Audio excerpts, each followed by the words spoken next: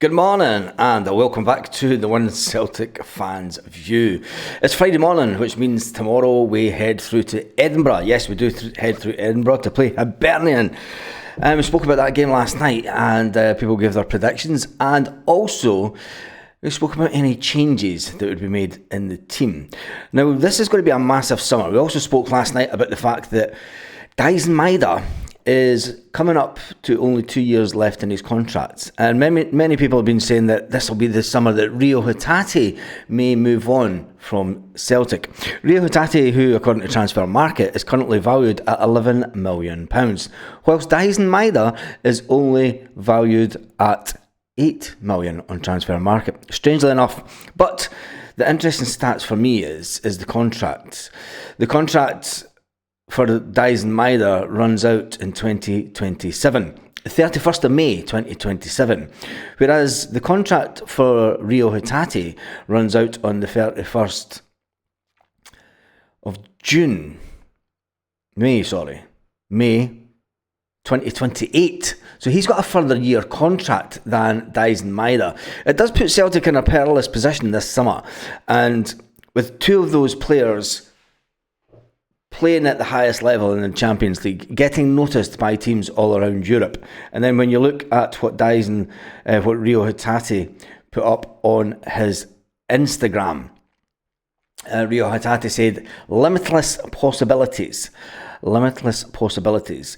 Is that a nod to the fact that he could go to any league in Europe and play and still be in the Champions League when he leaves Celtic? Or could it be the fact that he really thinks that Celtic can go further in the Champions League? He never really posts in English, Rio Hatate, so it was interesting that he did post that. Now, it is all just pure speculation and we'll have to wait till the summer, but we know the way that the Celtic model is. And the fact is that when players get towards the end of their contract, unless you're Greg Taylor, they will be sold on as an asset. And Dyson Maeda is a massive asset for Celtic. The stats during the Champions League campaign showed that he was regularly either the first or second fastest when it comes to players. And the stats are phenomenal. And the goals that he scored 4 goals in the Champions League phase, which puts him in and Celtic in a perilous position going into this summer, because Celtic will know if they want to maximise the income return. I mean, we only paid 1.6 million for Dyson Maeda, and anything will be a massive profit. But we did talk about in the video last night, what would you pay Dyson Maeda? And a lot of people are saying, well, you need to go to about 50 grand a week to keep him. And people are saying it wouldn't take that. But ultimately, it's his agent that will decide we can go and get X amount of money elsewhere. So it's going to be an interesting summer, and it's going to be one, and I know that we should be talking about the game this weekend and Hibs and how many changes Brendan Rodgers will make, because I think there's going to be quite a few. And it could be also the fact that deep down, we could lose 3 players this summer that we know of. We could lose Greg Taylor, who's going to walk away for nothing, and maybe that's why Jeffrey Schlupp got the start and the nod in the Champions League, because he's told the manager, look, I am going to a different team. It's done and dusted. I'm not going to sign the contract at Celtic. There's no chance of me signing a lesser contract to play not be a first team player. I've been told that I'll go to this other club, I'm going to be a first team choice, and that's what Greg wants at this stage of his career.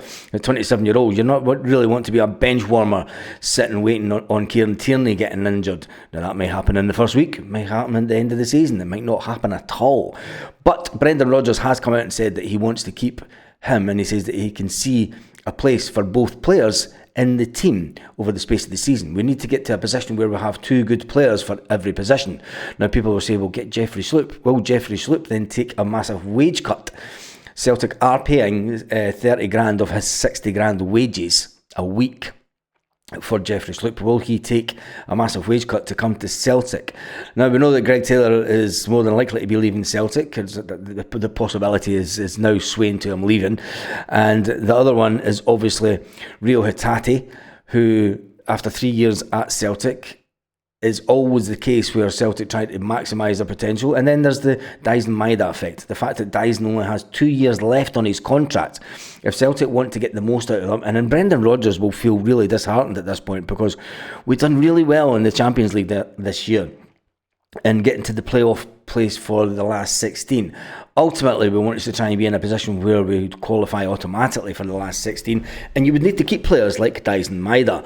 And maybe not so much Rio Hatate. I think that Celtic could bring in someone of a bit more physicality for the Champions League, a bit more physical and a bit faster at track and back, but still has the same attributes that going forward that Rio Hatate has.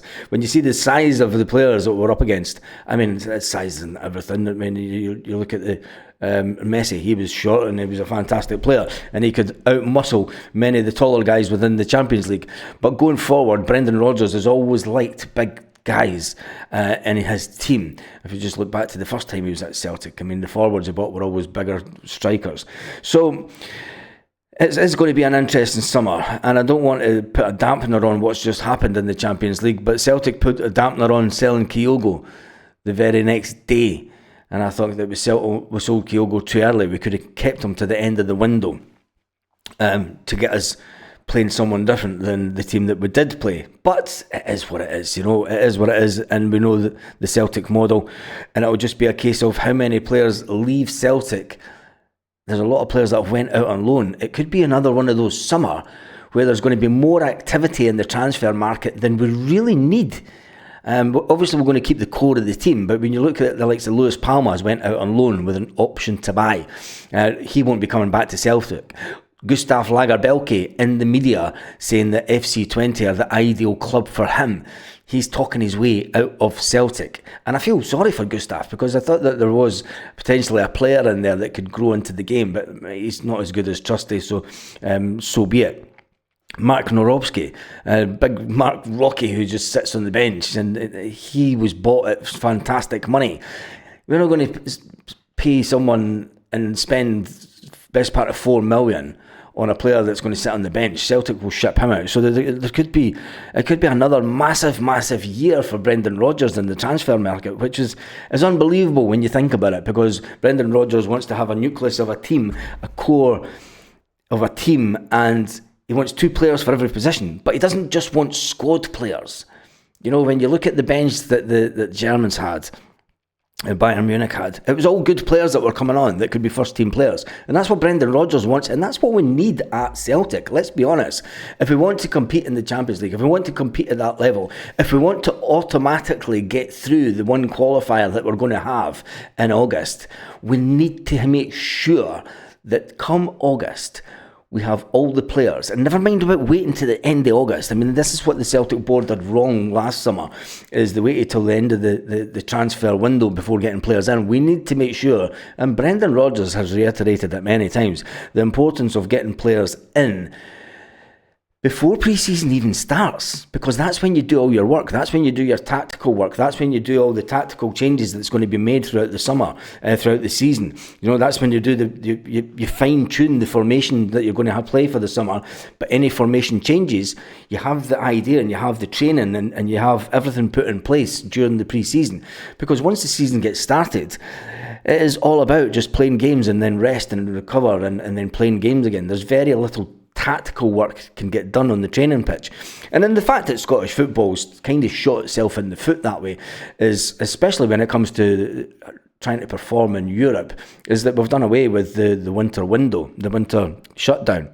Now, people say that it was a load of nonsense. It was 2 weeks, and it was at a time where the weather was generally not that bad.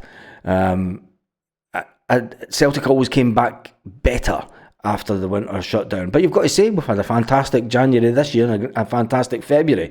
We've done a lot better than a lot of us maybe expected to do when it comes to performance levels in the Champions League, to say the least.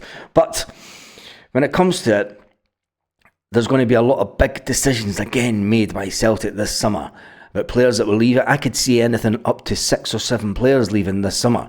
I mean, there's the Stephen Welsh question. Stephen Welsh has wanted to go out to get some game time. Brendan Rodgers wants to keep him at Celtic for the Scottish contingent. Are there players that we can go out and bring in that are willing to come in? And is there players out there that are Scottish that's better than Stephen Welsh, ultimately, that want to come to Celtic? It's going to be difficult, but Brendan Rodgers we trust, and we trust the process. And it's a process that's going quite well. Brendan Rodgers was always going to be questioned this season on his European pedigree. It was something that Celtic fans felt let him down the first time he was at Celtic. And I think that he's progressed the team in the right way. All we need to do now is make sure that the board play the same game as Brendan Rodgers. The board will have seen the season that we've just had when it comes to the fantastic journey that was the Champions League this year.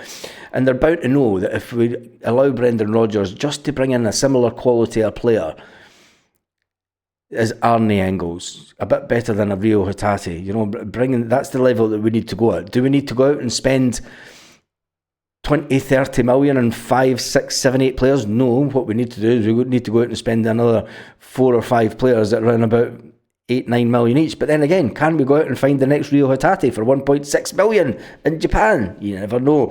And will Kwon come back to Celtic? These are all questions that Brendan Rodgers will get asked over the next couple of weeks as we get closer to the end of the season. He will not want to talk about transfers, obviously, for the one thing and the one thing only. There's still a lot of work to do, and there's still a lot of games to be played. But we are going for 55. Yes, we are going for the 55. Inward bound. The 55 is inward bound.